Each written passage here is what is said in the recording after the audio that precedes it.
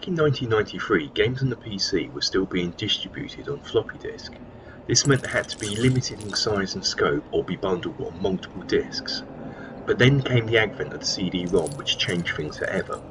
The Seventh Guest was one of the first games to be released exclusively on CD-ROM and became regarded as the killer application to help sales of CD-ROM drives. Bill Gates even called the Seventh Guest the new standard in interactive entertainment. The game features a large amount of pre-rendered 3D graphics and live-action video clips, which is why it was not possible to release the game on floppy disk. But what is it about? Is it any good? Is it scary? Let's find out as we take a look at the Seventh Guest. The game was the idea of Virgin Mastertronics programmer called Graham Devine and game designer graphic artist Rob Landerus. They presented the idea of the game to Virgin Interactive and were promptly fired. Wait, what? Okay, not quite fired, but they were let go but kept under contract by Virgin as a separate entity that would become known as Trilobite. This was because Virgin thought that while the game could be a good proof of concept for a CD-ROM game, they didn't think it would sell well, so didn't want their name attached to the project. Originally it was envisioned that the movement around the house would be done using live-action video, but this ultimately proved too costly. So when Robert Stein joined the team in 1991, the use of pre-rendered 3D graphics was opted for instead.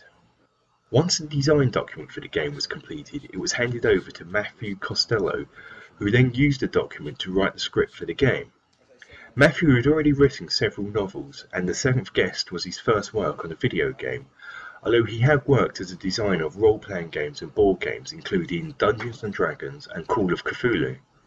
He would later write a novel based on his script for the game. He also wrote the novel Beneath Still Waters, which was turned into a film by director Brian Usner. The developers of the game chose to use 24-bit Super VGA graphics and a simple textless interface that was very reminiscent of a TV remote control to make the game as accessible to everyone as possible, as well as making potential ports to consoles simpler. The game engine was created by Devine and was named the Groovy Game Engine and could stream continuous data from a CD-ROM drive.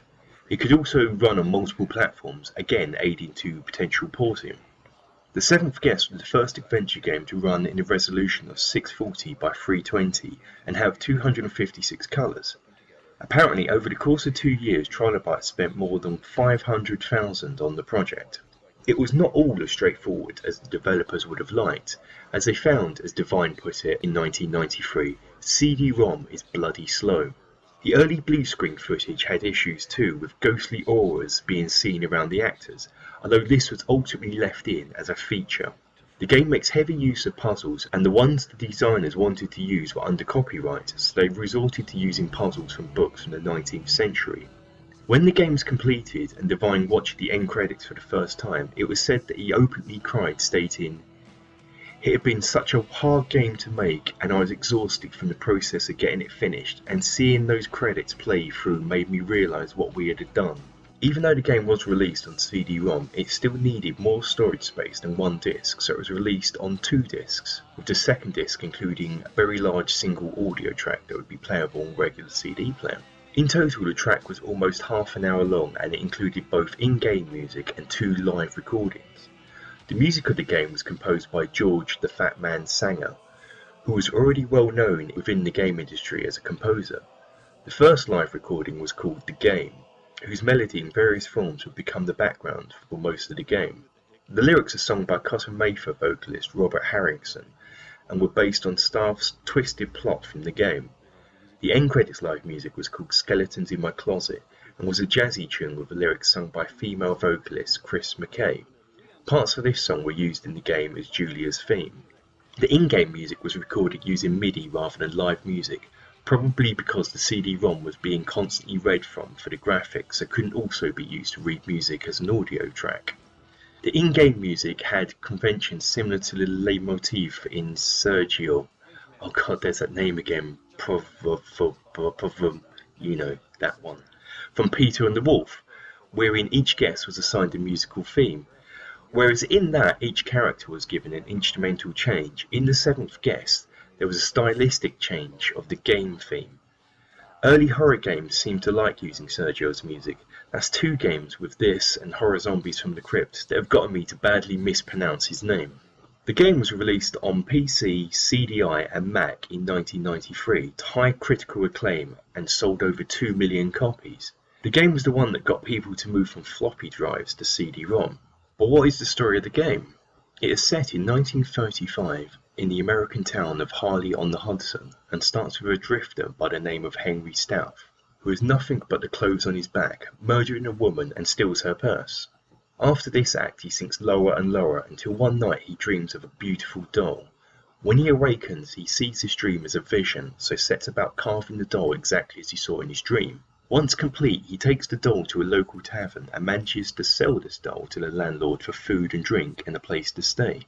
This would be the first of many such transactions. It is not long after that he has another vision, that of puzzles and toys, and so with the success he has, he sets up a toy shop and continues to sell his unique designs based on what he sees in his dreams. A staff toy is a toy for life, becomes his slogan, but it seems that the life of the children who get a staff toy isn't very long, and they soon become infected with a mysterious and incurable illness and soon die.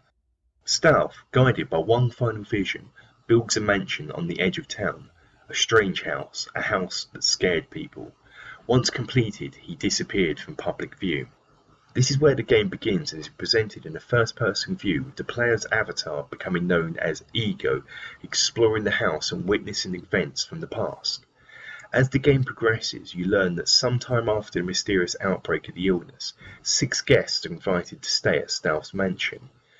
These are Martine Burden, a former singer, Edward and Eleanor Knox, a dissatisfied middle-aged couple, Julia Hine, a bank worker who reminisces about her youth, Brian Dutton, a shop owner, and Hamilton Temple, a stage illusionist. When they arrive, they find no sign of Stouff but a collection of puzzles that are located around the house and a letter from Stouff stating that whichever guest solves the puzzles will be granted his or her greatest desire. The guests soon turn on each other, which I won't spoil how or why here, suffice to say that it all goes a bit Pete on. You start the game with no memory of who you are or how you got there, but it soon becomes apparent that you are somehow the 7th guest that was invited to the mansion. The game involves you wandering around the mansion, viewing events from the past, and solving the puzzles that Stouff left for the guest. Stouff is an ever-present menace who taunts the player with clues and mocks you if you fail a puzzle, or threatens you if you succeed. The first puzzle you probably come across is the cake puzzle, which you must divide a cake evenly into 6 pieces, each containing the same number of decorations. Back in the day I struggled with this, and it set a precedence for how my game would go on.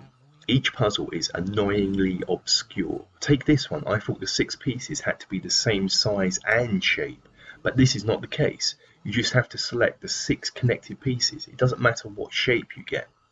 Other puzzles include mazes, chess-based ones, logic problems, and a Simon-style pattern matching minigame. If you do get stuck on a puzzle, you can find hints and help in a book in the library of the house. The first 2 times you consult the book, it will give you clues about the solution, and then the 3rd time, the puzzle will be completed for you. Once you complete a puzzle, you will see a video clip that continues the plot of the game. The only time you cannot use the hint book is on the final puzzle. When you move from location to location, an unskippable full-motion 3D video clip is played. This can slow down the game, but back in the day it was simply jaw-droppingly beautiful to watch. In 1995, Trilobite released a sequel called The 11th Hour. I won't go into it here as I want to save it for a future Games from the Crypt episode. It did not sell as well as expected, so a 3rd sequel was shelved. Recently, Landeros has tried to get a Kickstarter fund going to produce the 3rd game. In fact, it's been attempted twice, but on both times failed to reach the target. In 2010, the game was ported and released to the iPhone and iPad, and a standalone version of the microscope puzzle was released under the title The 7th Guest Infection. In 2013, Trilobite partnered with Night Dive Studios and re-released both The 7th Guest and 11th Hour on Steam. You can also pick up the games at a reasonable price on Good Old Games. I still really like this game, but I feel a lot of it has to do with nostalgia value. The house is still suitably creepy and the story still unsettling. I think if you're coming to this without having played it originally, people might find it a bit slow paced and the puzzles a bit strange. But this is what I loved about it. I do highly recommend this game. If you like slower adventure games and puzzles, give it a try and enjoy your stay at the South Mansion as the 7th guest. A queen is lethal in every